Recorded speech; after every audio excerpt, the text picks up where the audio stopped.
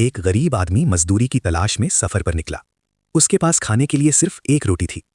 बहुत देर तक चलने के बाद उसे बहुत शदीद भूख लगने लगी। वो एक कुएं के पास जाकर बैठ गया।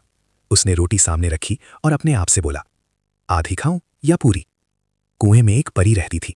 उसने ये बात सुनी तो उसे लगा कि शायद ये आदमी मुझे खाने की बात कर रहा है। डर के मारे वो फौरन कुएं से बाहर निकल आई और घबरा कर बोली, दादा के लिए मुझे मत खाओ, मैं तुम्हारी 3 ख्वाहिशें पूरी कर दूंगी। ये सुनकर वो आदमी बहुत खुश हुआ और बोला, ठीक है, मैं कल सोचकर अपनी ख्वाहिशें बताऊंगा। अगर तुमने पूरी नहीं की तो मैं तुम्हें खा जाऊंगा। ये कहकर वो खुशी खुशी घर वापस आ गया और सारी बात अपनी बीवी और बेटे को सुना दी। तीनों बहुत खुश हुए और सोचने लगे कि हम तीनों अमीर होने की ख्वाहिशें मांगेंगे।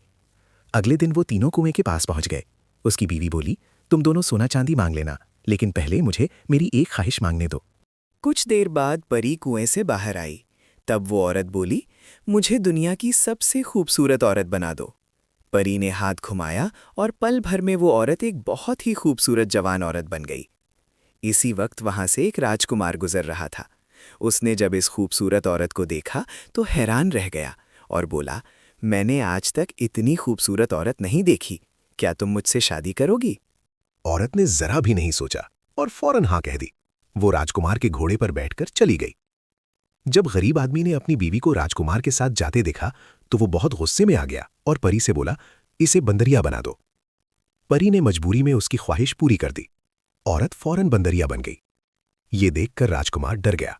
उसने बंदरिया को घोड़े से नीचे धकेल दिया और वहां से भाग गया। बंदरिया रोती हुई अपने बेटे के पास आई और बोली, बेटा, अब आखिरी ख्वाहिश तुम मांगो और मुझे फिर से पहले जैसा बना दो। बेटे ने परी से कहा, मेरी माँ को उसकी असली हालत में वापस कर दो। परी ने फौरन ऐसा कर दिया। औरत फिर से पहले जैसी बन गई। अब तीनों की तीनों ख्वाहिशें खत्म हो चुकी थीं। परी मुस्कुरा कर बोली, लालच और नासमझी इंसान से सब कुछ छीन लेती है। जो किस्मत में होता है उससे ज्यादा किसी को नहीं मिलता। ये कहकर परी कुएं में वापस चली गई और वो तीनों खाली हाथ घर लौट आए।